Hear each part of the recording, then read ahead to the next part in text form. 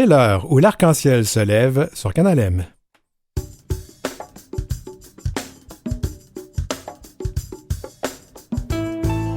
Barbada, nouvelle cible des homophobes. Le dernier placard, vieillir gay avec le réalisateur du documentaire, Christian Lalumière. La croisière s'amuse et la croisière gay encore plus à la chronique Voyage. A-t-on le droit d'être gros ou poilu ou même mince dans nos communautés? On parle de diversité corporelle à la chronique en toute fluidité. Et sexe, Viagra et Poppers, un mélange potentiellement dangereux. L'heure où l'arc-en-ciel se lève, une émission sexy, surtout son animateur. Quoi? Si je le dis pas moi-même, qui d'autre va le dire?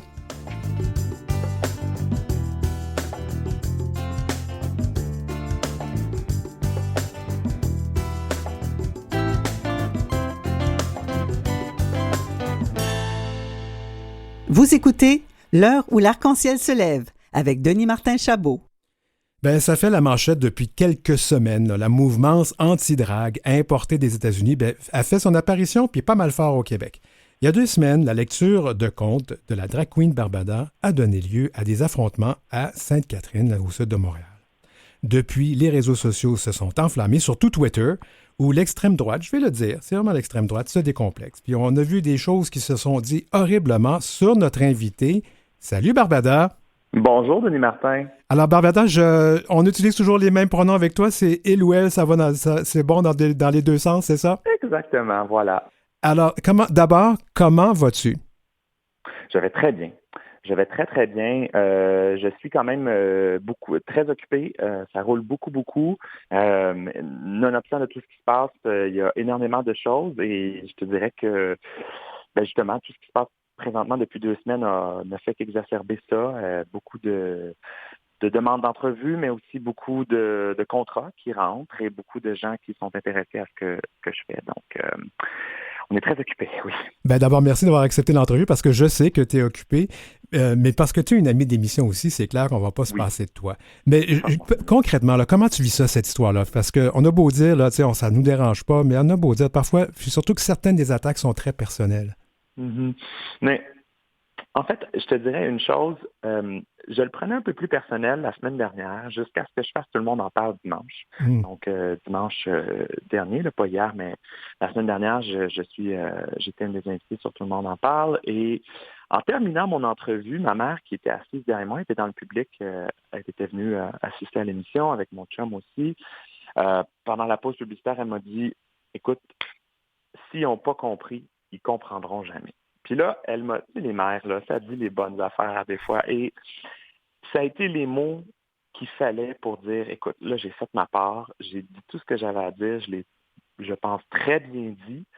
S'il y a des gens qui comprennent toujours pas ce que j'essaie de faire, ce qu'on souhaite faire, qui prennent pas le temps d'essayer de comprendre, ils comprendront jamais. Et moi, j'aurais beau m'époumoner, perdre mon temps à essayer de les allumer, de les ouvrir un peu ou de juste leur faire réaliser à quel point c'est ridicule ce qu'ils disent.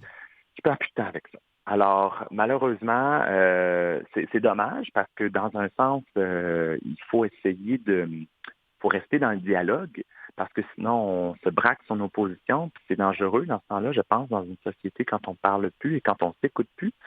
Mais là, rendu à un stade, il faut que j'avance, il faut que je fasse autre chose, il faut que je focus sur les centaines et les centaines et les centaines de messages que je reçois régulièrement par rapport de support pour me dire que les gens ils comprennent ce qu'on fait, ils supportent l'art de la drague, ils nous disent de continuer. Alors, faut focuser là-dessus parce que sinon, à un moment donné, faut mettre le temps où ça vaut la peine. Je sais que tu as déjà répondu beaucoup, mais je vais te reposer la question parce que je trouve ça important qu'on le dise, là. Qu'est-ce que tu réponds, là? C'est quoi ta réponse principale là, quand les gens font ces attaques-là ou quand ils se plaignent de l'ordre du compte avec les drag queens? Venez voir l'heure du compte. C'est pas plus compliqué que ça. Non, mais c'est vrai. Oui. Non, mais qu'est-ce que tu répondrais, supposons, là, à un critique de film, OK, qui critique ton film, là, supposons, ou mettons, dans ton cas, un livre, un critique littéraire, qui critique ton livre, mais qui ne l'a pas lu. Ben, ça m'est arrivé c'est quoi souvent. La première chose que, mais c'est quoi la première chose que tu leur dis? Tu leur dis, lisez le livre. Tout à fait. Ben voilà. Mais l'heure du compte, c'est pas quand même du recrutement, puis c'est pas de la propagande, là.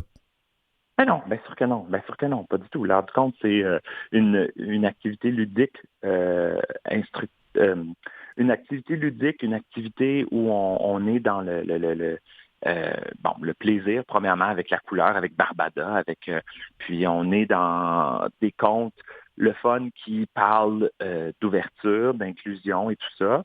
Mais mon Dieu, à la façon enfant, là, je veux dire, ces contes-là, ce sont des contes pour enfants, écrits par des auteurs et autrices qui écrivent ce genre de livres-là, dans des maisons d'édition qui sont habituées d'éditer ce genre de livres-là. Alors, je veux dire, s'il y avait vraiment un problème avec les livres, tu peux être sûr que tu en as publié des livres, là, la complexité pour se rendre à l'étape finale de publier le livre. Il y en a là, de l'édition qui se fait. Là. C'est pas pour rien que ça s'appelle une maison d'édition.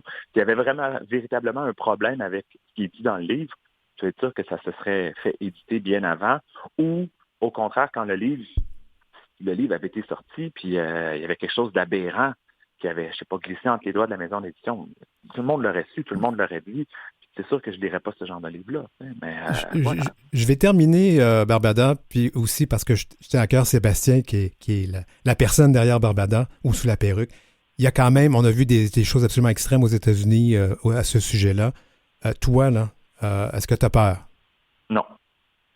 Est-ce que tu as pris des mesures quand même pour te protéger au cas où?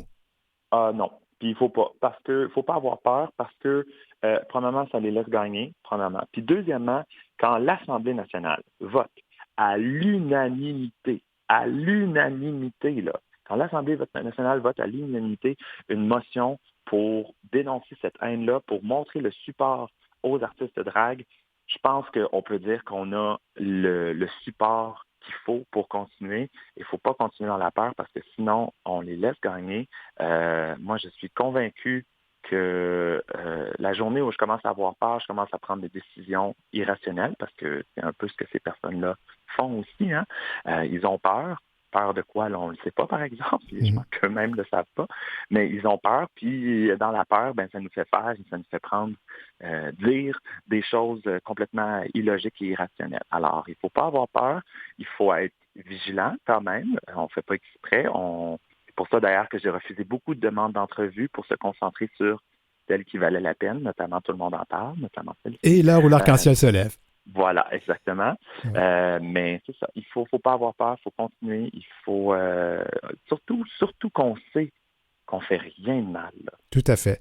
Barbada, c'est toujours un plaisir de t'avoir à l'émission. Puis merci parce qu'on avait vraiment une petite fenêtre. Puis je me dis, tu es capable de venir. Puis merci d'être venu. Puis je pense que les gens avaient besoin d'entendre ton message aujourd'hui. Merci infiniment. Ça me fait grand plaisir. Puis on lâche pas. On lâche pas. On t'en reparle bien très bientôt. C'était Barbada de Barbade.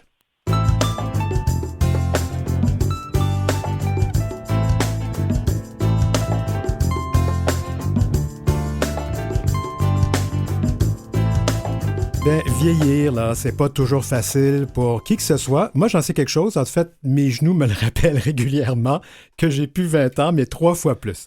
Christian Lalumière est réalisateur et scénariste du documentaire Le Dernier Placard, Vieillir gai, qui a été diffusé récemment sur ICI Radio-Canada Télé et qui est disponible depuis gratuitement sur sa plateforme de diffusion tout.tv. Christian, bienvenue. Bienvenue. Oui, bienvenue à l'arc-en-ciel se lève. À chaque fois qu'on a un nouvel invité, on demande toujours quel pronom et quels accords tu utilises. Ah, il. Il, c'est parfait. Alors, allons-y. Comment est venue l'idée là, de faire un tel documentaire? Ah, mon Dieu, l'idée vient de Danny Turcotte.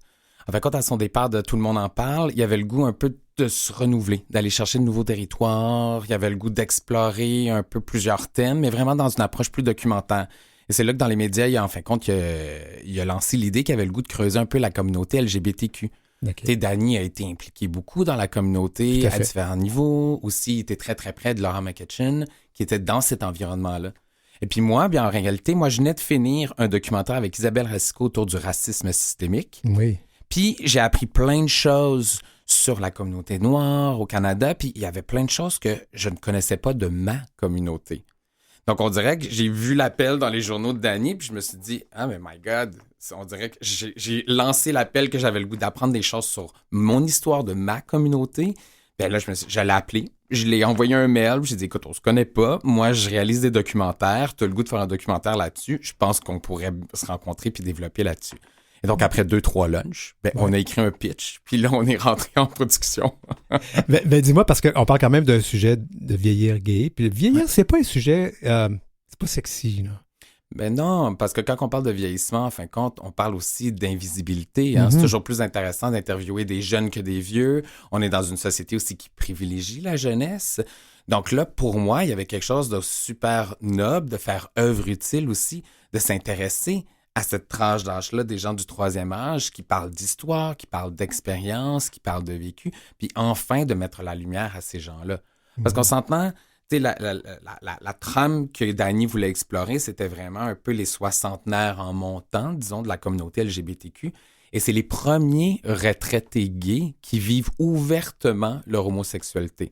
Parce qu'on s'entend que depuis 69, l'homosexualité a été décriminalisée. Donc là, c'est quand même les premiers retraités gays ouvertement. Donc, il y avait quelque chose d'intéressant d'aller explorer cette partie-là de la communauté, puis de voir un peu comment ils se sentent, comment ils vivent ça, qu'est-ce qui se passe. Ben, j'aimerais qu'on parle un peu de justement de cette production, parce qu'il y avait de la recherche, on scénarise. Là, comment ça s'est passé, tout ça? Bien, en réalité, Dany avait une prémisse de départ. Quand on se lance dans une quête documentaire, on commence toujours, disons, avec une question ou avec une observation. En fait, ce qu'il avait beaucoup entendu parler, c'est qu'il y avait beaucoup de personnes âgées qui, quand ils retournaient dans une résidence pour personnes âgées, un RPA, en fait, ces gens-là retournaient dans le placard pour la plupart, que je dis entre guillemets. Donc là, son hypothèse de départ était celle-ci. Donc, on s'est lancé dans la recherche pour essayer de trouver des gens qui seraient peut-être un peu cachés, si on veut. Mais trouver des gens cachés, c'est pas simple. Ouais. Donc, si les gens ne veulent pas se dévoiler ni dans leur résidence, vont-ils vouloir se dévoiler devant une caméra pour un documentaire à Radio-Canada? Ouais. Donc là, ça, c'est comme une autre tâche. Donc, en fait, quand on a décidé de prendre la question autrement, d'aborder le vieillissement d'une certaine façon. Donc, qu'est-ce que, premièrement, le vieillissement? Qu'est-ce que ça comporte? Donc, on parle, c'est quoi vieillir? Donc, c'est une question qui nous touche tous.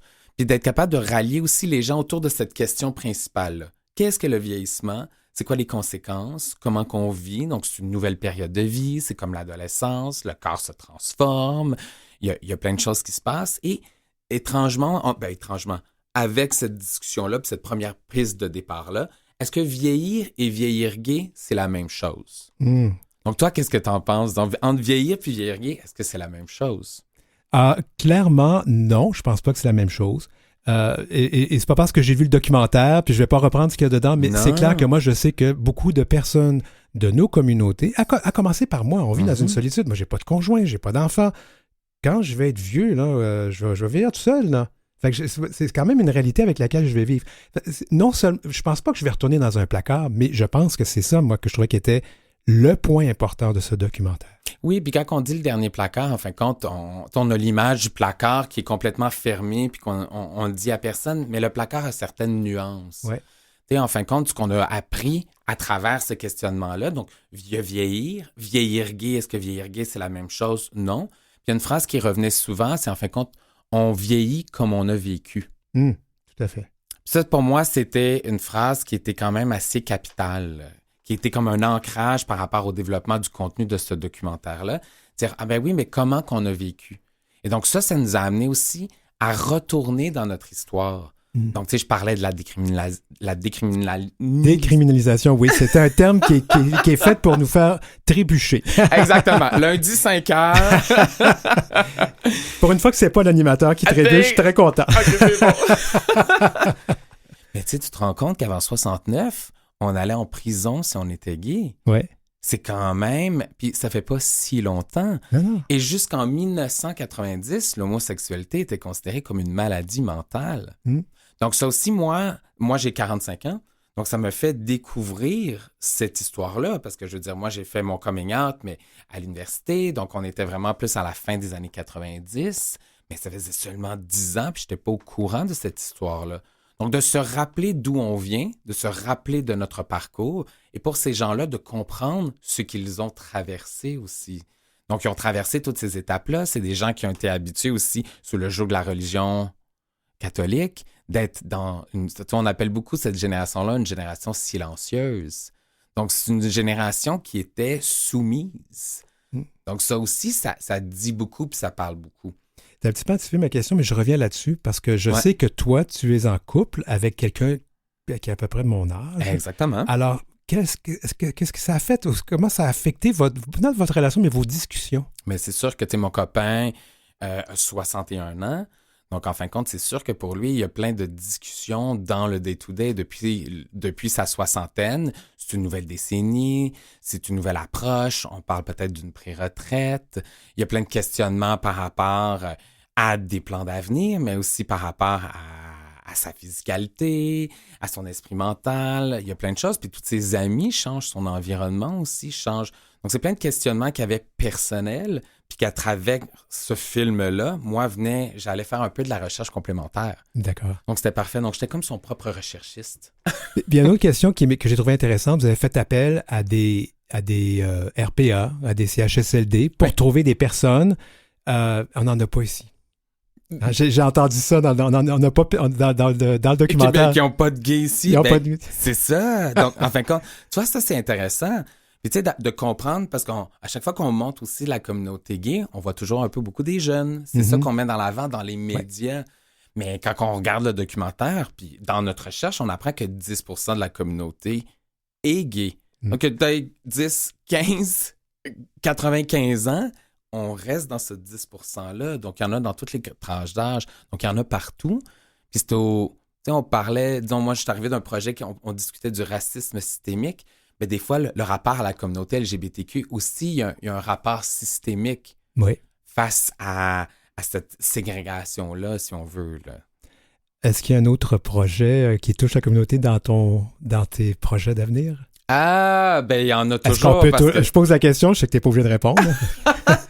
Ben il y en a toujours parce que ça fait partie de moi, c'est de mon identité. J'aimerais ça développer, tu vois, j'ai un projet un peu théâtre que j'aimerais ça explorer tout ce qui s'est passé au Sex Garage. Oui, tout à fait. Donc, pour ceux qui ne s'en rappellent pas, mais ça a été une descente lors d'un party privé. Là, et il y a eu beaucoup de gens qui ont été arrêtés et qui ont été battus aussi. Puis au niveau des témoignages, tout ça, il y a quelque chose parce que il y a une foule d'informations et de richesses aux archives gays du Québec. Et donc là-dedans, il y a plein de choses que je trouvais intéressantes qui pourraient devenir peut-être un matériel dramaturgique. Bien, clairement, on va te réinviter à l'émission à ce moment-là. All right. Christian Lalumière, merci beaucoup. C'était plaisir.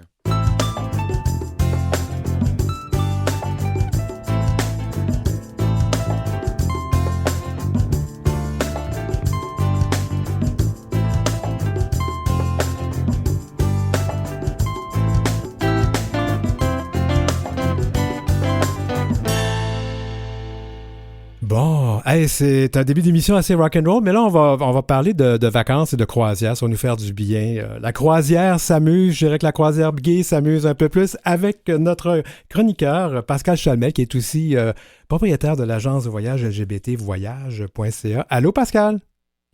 Ah, Pascal, tu ne nous entends pas. Ah, est-ce que le son est là?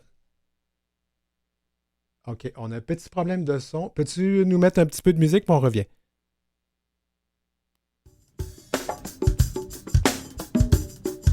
Tu n'entends pas, hein? Là, je t'entends. Là, je t'entends. Non, ça coupe encore. Ça coupe encore? Je t'entends plus. Bon, nous, on t'entend, mais lui, ne nous entend pas. Alors, écoutez, les amis, on a vraiment un petit problème. Mets-nous, s'il te plaît, de la musique, puis on revient. Ah, mon micro est fermé. Si je fais mon micro... Ah oui, là, c'est bien. Là, je t'entends. Oui. Bon. C'est un retour de son. Je vais vivre avec. OK, on y va. Bon, on va contacter notre chroniqueur parce que moi, j'ai un drôle de retour de son. On a un problème avec notre Zoom aujourd'hui. On vous revient.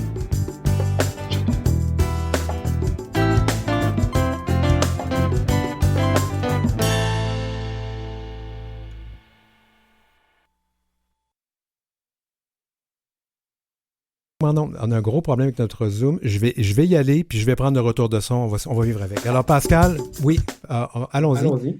Pascal, j'ai un retour de son, ça fait que je vais enlever mes écouteurs. Alors, justement, on va parler justement de croisière, notamment de Virgin Holidays, qui est le nouveau groupe.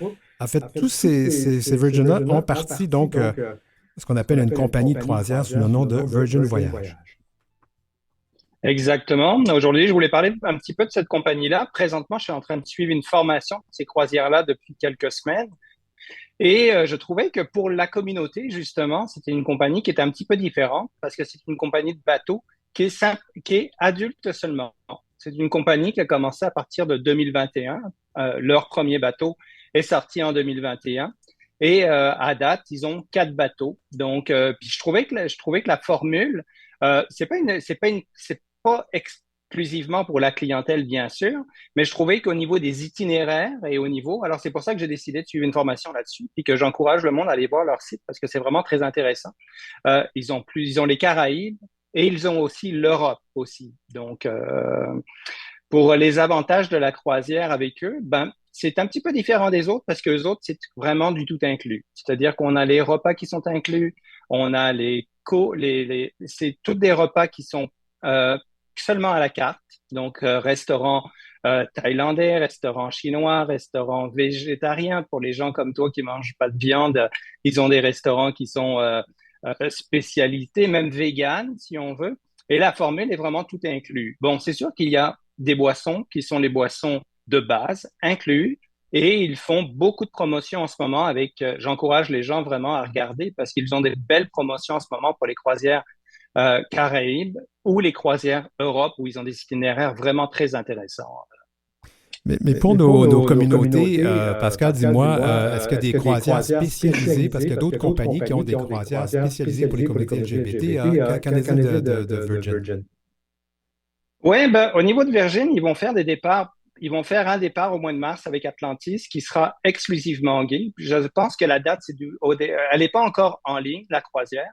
Mais Atlantis a affrété un bateau, je pense que c'est le Valiant qu'ils ont affrété pour une semaine complètement exclusivement gay. En temps ordinaire, quand même, pour Virgin, tu vois, comme le mois de juin qui s'en vient, c'est le mois de la fierté et eux autres dans leur bateau aussi, pendant ce mois-ci, ils donnent des activités pour la clientèle LGBT. Ils sont très pro-LGBT quand même. Il y a des spectacles de drague, il y a eu des dragues qui ont été invités sur les bateaux. Donc, bon, c'est sûr que ils n'ont pas que des départs qui sont pour la communauté, mais ils pensent quand même, tu vois, avec Atlantis, c'est un beau... j'ai vu ça hier, justement. Moi, au bureau, on essaye d'organiser pour le 26 novembre un départ qui sera exclusivement un mini-groupe LGBT, si tu veux. Donc, au niveau de l'agence, pour essayer, parce que je compte bien l'essayer, cette croisière, parce que, comme je disais, comme c'est adulte, ben, c'est un petit peu différent de ce qu'on retrouve d'habitude sur le marché. Comme il n'y a pas d'enfants, c'est une croisière qui est vraiment axée sur la clientèle adulte. Donc pour l'instant, il y a un départ qui est prévu avec Atlantis. Je pense qu'il y en a certainement d'autres qui vont embarquer, comme Vacaya peut-être va faire d'autres départs pour 2025. Mais pour l'instant, mais les gros avantages de cette croisière-là, c'est quand même les itinéraires. Ils ont des itinéraires magnifiques. Si on regarde les Caraïbes, ils ont un arrêt à leur île. Ils ont une île, comme un segment d'île privée à Bimini, qui est vraiment incroyable. Pour les gens qui cet été veulent faire des croisières sur la Grèce, la Méditerranée, qui veulent aller à Ibiza, ils sont la seule croisière qui offre 2 nuits à Ibiza sur leur croisière. Ils ont les îles grecques quand même qui sont très intéressantes, Mykonos, Santorini. Donc, ça peut être un beau produit versus ce qu'on retrouve d'habitude sur les croisiéristes habituels. J'imagine que quand on prend les croisières normales de Virgin, les gens se sentent à l'aise d'être qui ils sont. Est-ce qu'il y a une politique justement d'acceptabilité ou d'ouverture qu'on impose non seulement au personnel, mais aussi aux autres passagers? Oui, tout à fait. Je parlais avec le représentant de Virgin qui est au Québec, qui est un anglophone ici au Québec, qui est pour le Québec finalement, et il me disait que oui, c'est une politique quand même importante pour eux autres au niveau de la clientèle.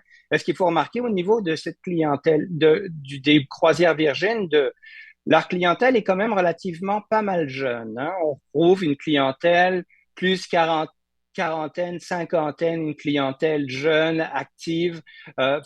Sur le bateau, on peut faire beaucoup d'activités sportives, hein. C'est une clientèle, c'est pas la clientèle qu'on va retrouver sur Holland America ou qu'on va retrouver sur des croisiéristes comme Royal Caribbean ou des compagnies comme ça, où la clientèle est peut-être un peu plus vieux, Des fois, on pense croisière, on pense plus vieux. Virgin va chercher un autre modèle, un petit peu, même au niveau donc, au niveau de l'ouverture d'esprit, ça se reflète parce qu'on a une clientèle plus jeune.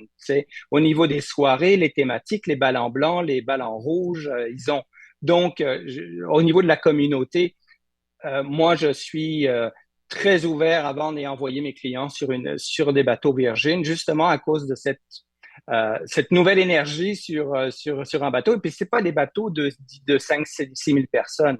On parle de bateaux de 2000 à peu près personnes. Donc, et la clientèle est plus jeune. Donc, plus ouverte, je dirais. Je connais quand même certaines autres, on en avait déjà discuté, certains autres groupes qui offrent des croisières. Habituellement, quand la croisière s'amuse plutôt LGBT, c'est parfois un peu plus cher. Je pense à Atlantis qui coûte quand même relativement cher. Cette fois-ci, qu'est-ce qu'on regarde? Est-ce qu'on est dans des prix un peu moins chers ou ça se compare avec les autres? Ben, écoute, je te dirais que moi, je trouve que ça se compare pas mal aux autres. Je trouve que ça se compare au niveau de la tarification. Tu vois, pour donner un exemple, j'en ai vendu une, Virgin, pour le mois d'août. Les gens font les îles grecques. On parle à peu près de à peu près 2300, 2500 par personne pour une semaine. Mais on a toutes les inclusions. On a le Wi-Fi qui est inclus, on a les 20 restaurants, c'est tous des restaurants qui sont à la carte, c'est pas des buffets, c'est à la carte. Tous les bateaux sont munis, toutes les cabines sont munies d'une tablette où tu peux faire tes présélections de restaurants sur ta tablette sur le bateau. Tu peux faire tes activités sportives, tu vas aller courir, tu vas aller faire du spinning, tu vas aller faire tes excursions, tu les fais toutes avec ta tablette. Au niveau du tarif, je dirais que comparativement aux autres, même je trouve ça très abordable. Je te dirais que pour 2000, 2500 $ pour une semaine, quand je regarde les itinéraires qui font Ibiza ou les itinéraires qui font la Grèce, je trouve ça très intéressant, très abordable comme prix par rapport à certains, je te dirais. Ouais, juste le fait que le Wi-Fi est gratuit parce que c'est très, très onéreux sur les bateaux de croisière. Écoute, Pascal, je suis désolé, les problèmes techniques ont fait en sorte qu'on a perdu un petit peu de notre temps d'antenne, toi et moi, mais on a fait le tour de la question, puis merci beaucoup d'avoir été là. Ben, ça me fait plaisir, merci à vous.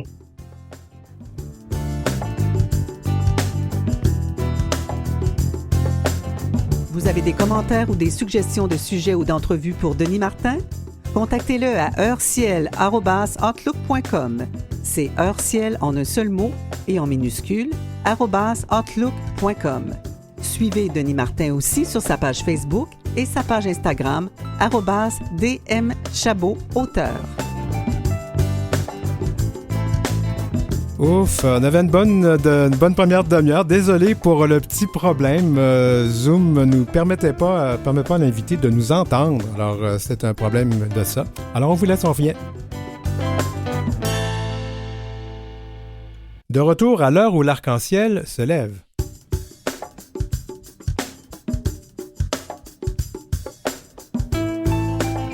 Eh bien, une deuxième partie d'émission qui va nous faire discuter de sujets assez intéressants et assez personnels. D'abord, on va parler de la diversité corporelle avec Marie-Claude Joannis à la chronique en toute fluidité.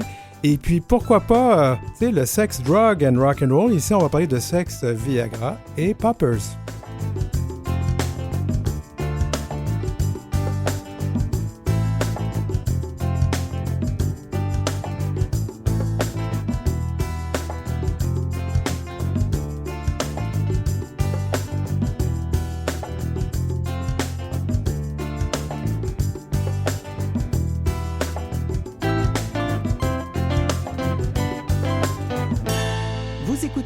L'heure où l'arc-en-ciel se lève, avec Denis Martin Chabot. Bon, encore une fois, toutes nos excuses pour l'entrevue un peu plus tôt. C'est vraiment un problème technique avec Zoom. Les gens ne pouvaient pas nous entendre et donc, mais quand j'allumais mon micro, parce que je suis branché en studio aussi, la personne nous entendait, mais moi, j'avais un retour de son. Alors, ça fait un peu bizarre. Alors, pour la prochaine chronique avec Marie-Claude Joannis, qu'on rejoint à Kamouraska, on va faire ça par téléphone cette fois-ci, même si le son est moins bon et même si on ne se voit pas, ça va être comme ça. Allô, Marie-Claude? Allô, je suis là. T'es là, ben oui, mais c'est dommage que je te vois pas. Je t'aime tellement, j'aime bien te voir, t'es cute, t'es le fun, mais c'est comme ça. Ben c'est chouette parce qu'en plus, c'est pertinent parce qu'on parle aujourd'hui de l'image corporelle. Tout à fait. Donc, il va falloir s'imaginer. J'ai le goût qu'on commence par un petit quiz. J'ai le goût qu'on s'amuse, Denis Martin. Vas-y, je vais te répondre. OK, excellent. Je vais demander à tes auditeurs aussi de répondre dans leur tête. OK, il n'y a pas de bonne, mauvaise réponse. Vous répondez de façon spontanée dans votre tête. OK. Alors, si je vous dis en premier, est-ce que vous aimez mieux avoir les dents croches ou les dents droites? Oh mon Dieu. Tu dis ça à un gars qui a dépensé beaucoup, beaucoup d'argent pour avoir les dents droites. Excellent. On continue. Est-ce que vous préférez être poilu ou pas de poils? Sans poils. Ça, c'est personnel, Marie-Claude. Mais là, vous répondez dans vos têtes. Là, vous répondez dans vos têtes. OK, je réponds pas à celle-là, ça ne dérange pas. Non, vous répondez dans vos têtes. Alors, est-ce que vous préférez avoir le visage en forme de cœur ou le visage de forme ovale? Oh, wow. Mes questions ont l'air bizarres. Vous allez voir tantôt. Ensuite, est-ce que vous préférez avoir le nez arqué ou le nez droit? Okay. On continue. Pour la couleur de votre peau, est-ce que vous préférez avoir la peau de couleur noire, chocolat au lait, bronzé, blanc peinte de lait? OK. Au niveau des cheveux, est-ce que vous préférez ne pas avoir de cheveux, être rasé, avoir les cheveux blonds, bruns, les cheveux crépus, les cheveux poivrés sèches ou les cheveux blancs? Oh my God. Hey, le gars qui se teint les cheveux, c'est pas une bonne idée de répondre à ça. Tu réponds dans ta tête. Je sais, c'est parce que c'est plus fort que moi. Ensuite, je m'arrête là. Je m'arrête là pour aujourd'hui parce qu'on va le faire sur 2 semaines parce que je trouve que c'est un sujet tellement vaste qu'on ne peut pas aborder en une seule semaine. OK. Allons-y. Donc, vous avez répondu dans votre tête. Et là, je vais aller avec, je vais vous donner des exemples. Alors, au niveau des dents droites ou croches, alors j'imagine qu'une très grande majorité de tes auditeurs ont répondu les dents droites. Hein? Ouais. Parce qu'au Canada, c'est sûr qu'il y a beaucoup là, de gens qui vont porter des broches. On est beaucoup aussi dans l'ère du blanchiment dentaire.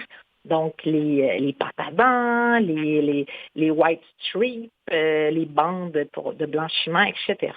Alors, je vais te surprendre en te disant qu'au Japon, actuellement, il y a beaucoup de jeunes filles qui se font opérer pour se faire avancer les incisives. Ça, c'est les espèces de petites dents de vampire là, qu'on a de chaque côté en haut. Là. Ouais. Alors, au Japon, c'est très populaire de faire avancer par en avant ces 2 petites dents-là. Ah, ouais. Parce que c'est mignon. Oh, boy. Ça donne un petit côté enfantin. Ouais. Je te surprends, hein? Ouais. Surprends, là. Oui, exact. Et évidemment, aussi, c'est important de savoir que l'industrie là, des dents blanches, surtout, des dents croches, dans certains cas, il y a des conditions vraiment qui font que les gens ont une malocclusion ou que ça va leur créer des problèmes de maux de tête, etc. Donc, l'orthodontie, ça peut être quelque chose de tout à fait indiqué. Dans certains cas, c'est plus par souci de ce qu'on croit plus esthétique, donc des dents parfaitement bien alignées. Par contre, pour ce qui est du blanchiment dentaire, Denis Martin, il faut savoir que ça crée de l'hypersensibilité aux dents et que ça l'abîme l'émail, ce qui fait qu'à court terme, on va avoir les dents blanches, mais éventuellement, on va avoir les dents plus maganées. Ça va irriter les muqueuses et nos dents vont se colorer. Donc, elles étaient plus blanches, mais elles vont devenir plus jaunes. Elles vont prendre la couleur du vin. Ça va être vraiment plus difficile à moyen long terme d'avoir des dents ils seront plus blanches, impossible, puis même, là, ils risquent d'être encore plus jaunes à moyen long terme. Ah, tu vois, ça, c'est des choses que les gens ne savaient peut-être pas. Mais la coloration des dents, c'est probablement pas une bonne idée. Du moins, si vous le faites pas, au moins, il faut le faire avec des professionnels de la santé si c'est nécessaire. Là. Oui, mais même avec des dentistes, ça reste quand même ça abîme l'émail. Ouais. Ensuite, la question suivante, c'était avec ou sans poils. Fait que ça traverse des modes. Hein. Déjà, là, on voit que dans la communauté LGBTQIA+, il y a toutes sortes de modes. Hein. Il y a d'être complètement imberbe, musclé, il y a aussi les bears, il y a toutes sortes, ça prend toutes sortes de formes. Chez les femmes, en général, là, les dernières années, c'est beaucoup l'épilation intégrale aussi, l'épilation autour du pubis, du sexe aussi, qui est beaucoup plus répandue qu'avant. Ouais. Donc, c'est ça. Donc, le poil, là, c'est aussi, il y a l'épilation au laser, il y a toutes sortes de modes. Il faut savoir que c'est pas sans conséquence. Hein. Là, je sais que tes auditeurs vont voir des images où ça va leur gratter, vont avoir le goût de se gratter celles qui sont épilées. Donc, ça peut créer des points noirs, des boutons, des irritations, surtout dans les endroits où la peau là, est plus dure ou plus fragile. Fait quand il faut s'exfolier, il y a toutes sortes de problèmes qui peuvent survenir. Il faut savoir que les poils aussi, ça a une fonction. Ça sert à protéger contre les microbes. Fait que c'est drôle parce que souvent les gens vont dire c'est bien plus hygiénique de ne pas avoir de poils. Eh bien non. C'est le contraire. Les poils, en fond, c'est sur le bord des muqueuses. Hein. Dans notre nez, par exemple, on en a une quantité infinie de poils. Dans certains cas, comme le mien, c'est industriel même. Oui, voilà. Tu peux partir d'une industrie, une forêt de poils. Alors, en vieillissant, ça pousse. C'est pour ça que tu les vois plus. Mais ils ont toujours été là, Denis Martin. Et ça te protège, dans le fond, que tous les microbes, la poussière, tout ça rentre dans ton nez. Donc, c'est la même chose pour la nuque, c'est la même chose pour la vulve. Partout, on a des orifices. Ça nous protège de l'entrée, dans le fond, des intrusions. Donc, il y a ça. Puis aussi, l'épilation au laser, il faut faire attention. Hein, ça peut vraiment créer des problèmes aussi. Ça augmente les risques de cancer. Il peut y avoir des brûlures, de la dépigmentation de la peau également. D'accord. On continue. Alors, Oui. j'ai une autre petite question quiz pour toi. Oui. Alors, dans le monde, nomme-moi les 3 pays que tu penses qui sont les plus grands consommateurs de chirurgie esthétique au monde. Écoute, moi, d'emblée, là, je te dirais Ouais. les États-Unis, OK. le Canada, et je vais te prendre un pays d'Europe, disons la France. Et non, tu en as 1 sur 3. Ah, Alors, en première position internationale, nous avons le Brésil. non. Oui. Et qu'est-ce que tu penses que c'est la chirurgie la plus primée au Brésil? Là, je vais oser l'augmentation mammaire, peut-être? Non, ce sont les fesses. Ah! Alors, oui, au Brésil, c'est vraiment populaire d'avoir un derrière bombé. Donc, il va y avoir des implants au silicone qui vont être mis souvent sous le muscle fessier et qui peuvent entraîner vraiment des problèmes importants parce que les seins, ça va être moins, on ne s'assoit pas dessus. Hein? Ouais. Ça a moins de chances d'éclater, tandis que les fesses, c'est quand même dans un endroit qu'on utilise beaucoup. Donc, quand ça ouvre, là, ça peut faire des infections, ça peut vraiment créer des problèmes importants. Donc, ça. En numéro 2, là, tu avais raison, c'est les États-Unis. Et aux États-Unis, quelle est la chirurgie la plus prisée? Bon, je vais essayer autre chose. Attends un petit peu. Si on disait... pour perdre du ventre. Allons-y. L'hyposuction, par exemple. Oui, c'est ça. L'hyposuction ou comment est-ce qu'ils appellent ça? Donc, pour le ventre, il y a un nom tout à fait. Le redrapage? Oui. Bon. Et non, c'est le nez. Alors, on n'a qu'à penser à Michael Jackson qui a eu je ne sais pas combien d'opérations à son nez. Donc, c'est le nez. Il y a eu une période où c'était les seins, mais c'est le nez. Et finalement, le 3e pays que tu n'as pas nommé, qui est la Corée du Sud. No way. Ouais. Oui. Et tantôt, je vous ai demandé, est-ce que vous aimeriez mieux avoir un visage ovale ou un visage en forme de cœur? Et le problème est que la plupart de tes auditeurs ont trouvé la question un peu bizarre. Moi aussi. En premier lieu, oui, je n'avais pas de réponse à ça. Alors voilà, en Corée du Sud, l'opération la plus populaire, c'est de se faire casser la mâchoire pour se faire rabattre les muscles de la mâchoire pour avoir un visage en forme de cœur. Donc, un menton très, très pointu.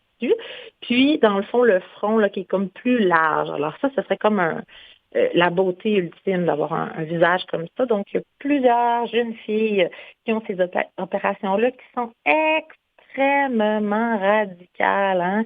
Vraiment, là, se faire casser la mâchoire, là, il y en a qui le vivent là, pour avoir des broches. Moi, je vais te le dire, je l'ai vécu. Hein, pour ceux qui le savent ou qui ne me connaissent pas, je veux dire qu'ils ne le savent pas, mais j'ai vécu ça va faire bientôt 10 ans. Et puis, je ne l'aurais jamais fait faire pour de l'esthétique, je t'assure de ça, ça fait très mal. Ça fait très mal, on ne peut pas manger. Tu sais, c'est proche de plusieurs... c'est quand même une opération qui est touchée, là. C'est proche de où est-ce qu'on respire et tout ça. Donc, alors, par souci esthétique. Alors, tu vois, c'est voulu un peu de vous déstabiliser avec des choses qu'on prendrait pour acquis. Bon, pour ce qui est de la couleur de la peau, tu ne seras pas surpris d'apprendre que nous qui qui ont la peau blanche. Ce qui est considéré comme plus beau, c'est d'avoir la peau plus bronzée. Alors, on va investir dans le bronzage. Et dans les pays où on a la peau plus foncée, qu'est-ce qu'on fait? On se fait blanchir la peau. On se blanchit, OK? Ou on porte, là, il y a des gens qui se baignent là, avec des full face partout sur le corps pour rester blanc. Il y a eu des périodes dans l'histoire où les femmes se promenaient avec des ombrelles, OK? La poudre blanche au visage. Donc, ça aussi, c'est une industrie incroyable. On sait que le bronzage, là, ça accroît énormément, ça accroît jusqu'à 75 % de plus de chances de contracter un cancer de la peau. Là, c'est pas banal. Et les crèmes de blanchiment, donc pour les personnes beaucoup afro-américaines ou africaines ou dans certains pays aussi d'Amérique du Sud, donc le blanchiment de la peau, là, c'est interdit dans plusieurs pays au monde parce que c'est extrêmement toxique, ces crèmes-là. Et au Nigeria, par exemple, en Afrique, 77 % des femmes prennent une crème de blanchiment de la peau. On va devoir arrêter ici parce qu'on est rendu au bout de notre temps, mais là, j'ai bien noté la couleur de la peau. On n'a pas fini. Mais pour mettre ça rapidement en relief avec nos communautés, on sait très bien, surtout pour les hommes gays, les magazines nous présentent une image assez limitée de ce qu'on devrait avoir l'air. Et oui, puis ça c'est lié, il faut comprendre que c'est lié à des critères qui sont en lien avec l'industrie, donc la vente de produits. Ce sont des critères qui varient d'un pays à l'autre, d'une époque à l'autre aussi. On le voit dans les œuvres d'art. Donc, un peu l'activité aujourd'hui, c'est un peu pour mettre en perspective notre perception de ce qui est beau, de ce qui doit être. Alors, dans les revues, effectivement, il n'y a pas cette diversité-là parce que le but des revues, c'est de nous vendre des produits et non pas de nous faire sentir bien dans notre peau. Oh, quel bon commentaire. On va retenir ça. Le but des magazines, c'est pas de nous faire sentir bien dans notre peau, mais de vendre des produits de beauté. Marie-Claude, c'est toujours un plaisir. Donc, on s'entend que le mois prochain, on va parler de la suite de cette diversité corporelle. Merci beaucoup encore, Marie-Claude, puis désolé de devoir faire ça au téléphone cette fois-ci. On va essayer de réparer le problème pour la prochaine fois. Alors, je souhaite à vos auditeurs d'être bien dans leur peau cette semaine, de prendre ça en perspective, leur petit travers qu'ils aiment. Ici, ailleurs dans le monde, c'était quelque chose d'exceptionnellement beau. Merci beaucoup, Marie-Claude. Bye. Bye.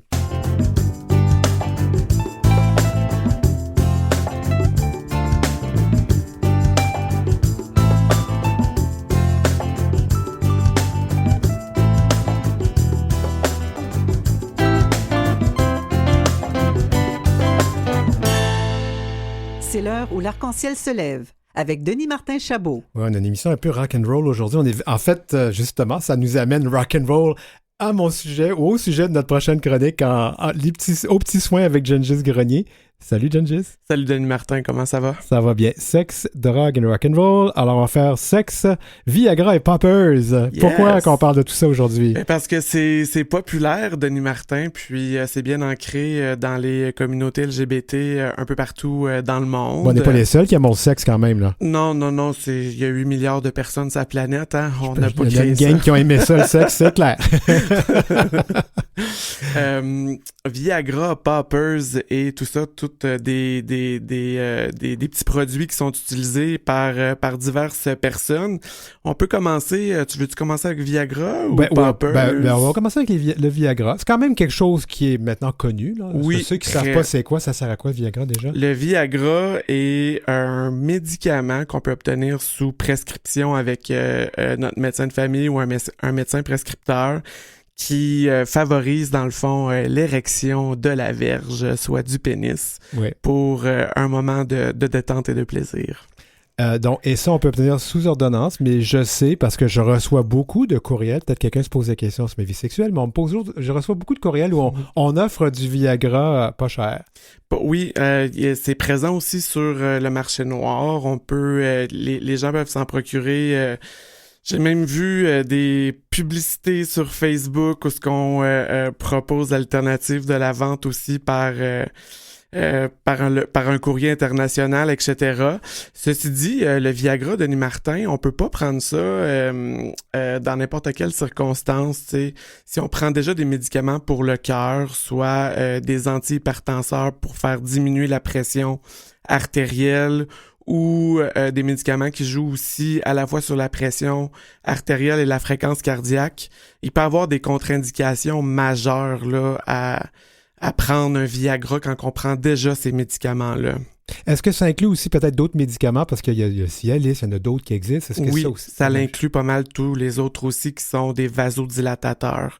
Ou ce que ça l'a vraiment, parce que pour engorger la verge, le pénis, qui est un organe génital externe spongieux, faut qu'on dilate les vaisseaux sanguins pour qu'ils s'engorgent de sang. Fait que ces médicaments-là ont pour propriété vraiment de dilater, d'enlargir les vaisseaux sanguins pour que le pénis puisse s'engorger de sang plus facilement pour favoriser l'érection.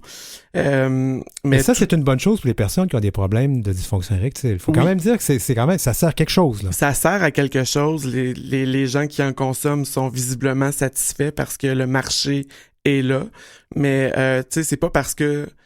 Moi, j'invite les gens à se poser la question, si ton médecin ne te l'a pas prescrit, il faut lui demander aussi pourquoi. C'est-tu parce que tu prends des médicaments pour le cœur, puis ça pourrait avoir une incidence mortelle, tu sais.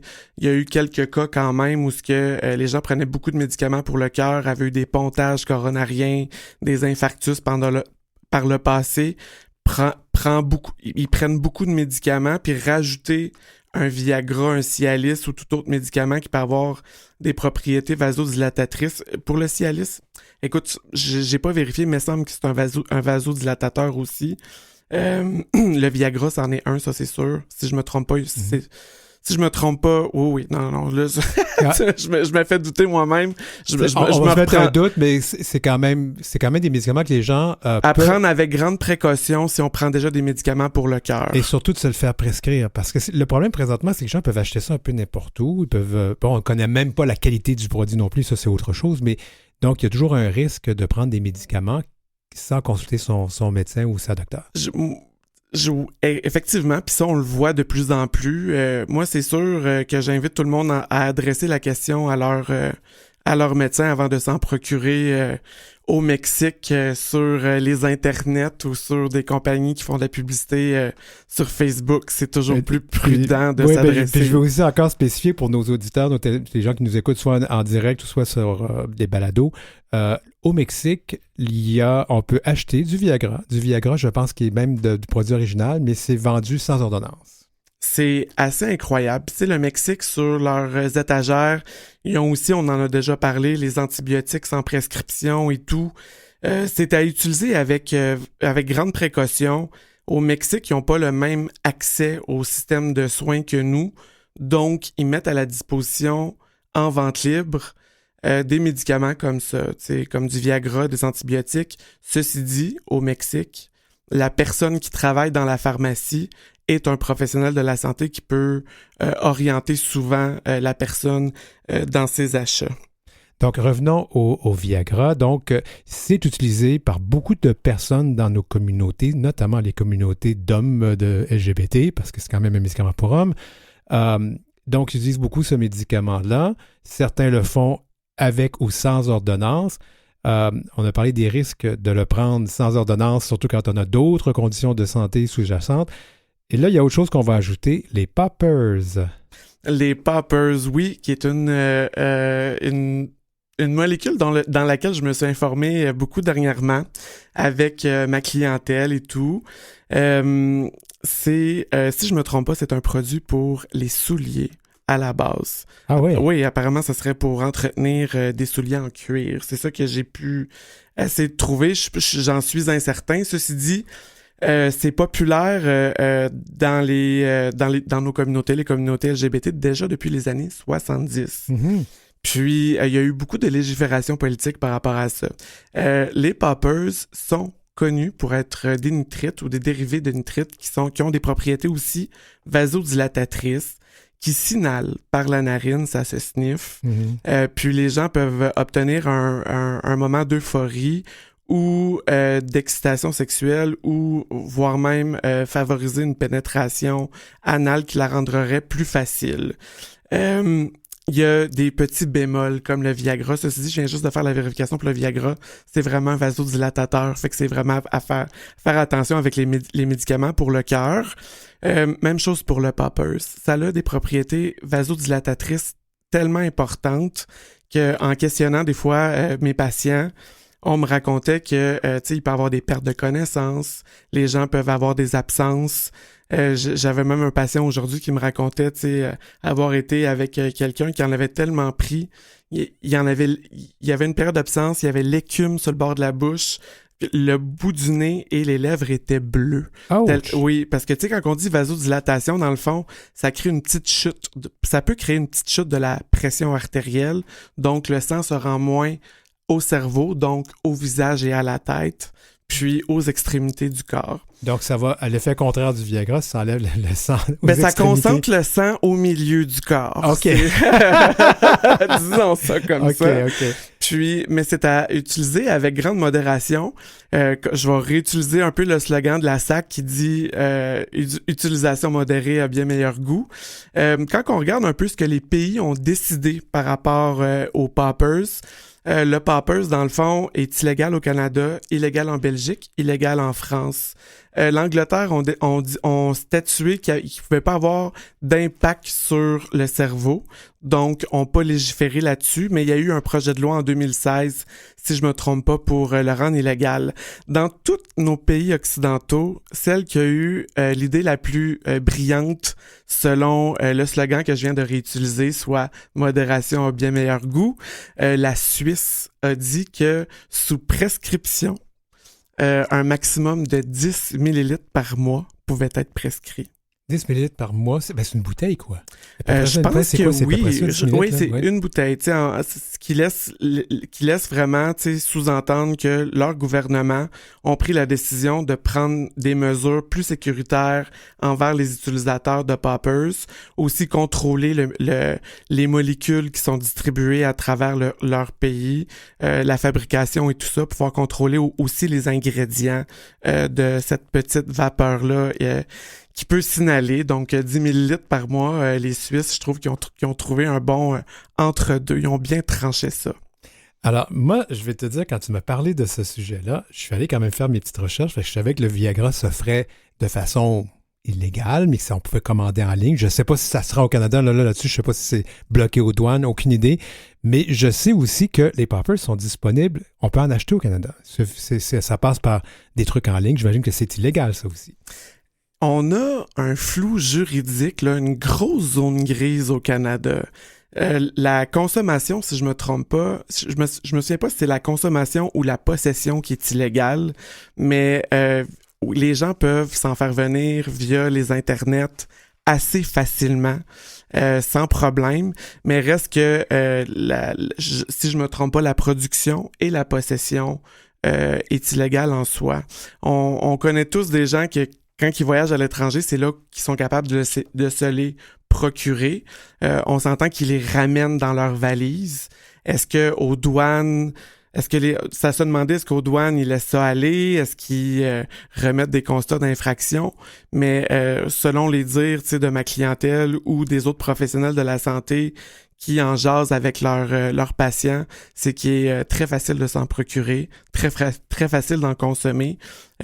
Puis, même si que la possession en soi est illégale, ça n'empêche pas que 26 à 50% des gens, selon des études menées par des universités nord-américaines, 26 à 50% des gays en ont moins consommé une fois. Donc, le produit est quand même accessible. Il nous reste plus beaucoup de temps, mais je sais qu'il fallait faire le lien. Alors, sexe, Viagra, c'est une chose. Sexe, poppers, c'est une chose. Mais sexe, Viagra et poppers. Parce que Viagra et poppers, c'est pas un bon mélange. Ça peut mener à des drôles de cocktails, Denis Martin. Dans mon expérience clinique, j'ai eu quelques patients qui sont décédés d'overdose. Puis quand on regarde un peu les rapports des coronaires, ça dit qu'il y avait les présences de tous ces molécules-là au chevet des personnes qui peuvent en décéder. C'est sûr que moi, ce que j'aurais tendance à dire pour faire la réduction des méfaits, c'est que si tu préfères le poppers, prends-en de façon modérée, même si que c'est peut-être pas prescrit, même si c'est illégal. C'est pas la police qui va t'empêcher d'en prendre quand tu t'amuses avec ton ou tes partenaires. Si tu préfères le Viagra, reste avec le Viagra. Mais mélanger des médicaments déjà prescrits avec le Viagra et les poppers peut s'avérer potentiellement dangereux. Oh, il y a beaucoup de cas de personnes qui en sont décédées, ou comme tu dis. Ouais, quand même. Oh là là. Gengis, des fois, quand tu viens ici, on fait quand même un traitement humoristique, mais c'est tout à fait sérieux. Très sérieux comme sujet. Là. C'est à faire attention, à essayer de vous renseigner là-dessus avant d'en consommer, puisque c'est populaire, puisque les partenaires essaient d'inciter des fois les autres partenaires à en consommer. Soyez vigilants. C'est un médicament le Poppers est un produit qui a un effet directement sur le cœur. Donc, il faut connaître un peu son état de santé, puis en avoir parlé préalablement à un médecin. Là. En tout cas, j'essaierai de voir si ça fonctionne sur le cuir, sinon pour enlever les taches sur les les pneus à flanc blanc. Écoute, Gengis Grenier, notre infirmière en résidence, merci beaucoup. Ça fut un plaisir, Denis Martin.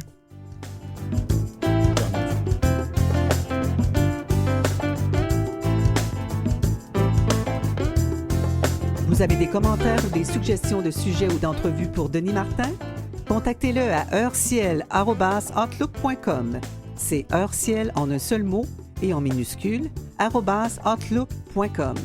Suivez Denis Martin aussi sur sa page Facebook et sa page Instagram @dmchabotauteur. C'est à l'heure où l'arc-en-ciel se lève pour ce lundi 17 avril 2023. Merci de votre fidélité à l'émission. Merci à nos invités, Barbada, Christian Lalumière, Pascal Chalmel, Marie-Claude Joannis et Gengis Grenier. Merci à l'équipe, France Dauphin à la recherche, Maurice Bolduc à la mise en onde et Julie Curley pour la musique thème. Et on se revoit la semaine prochaine.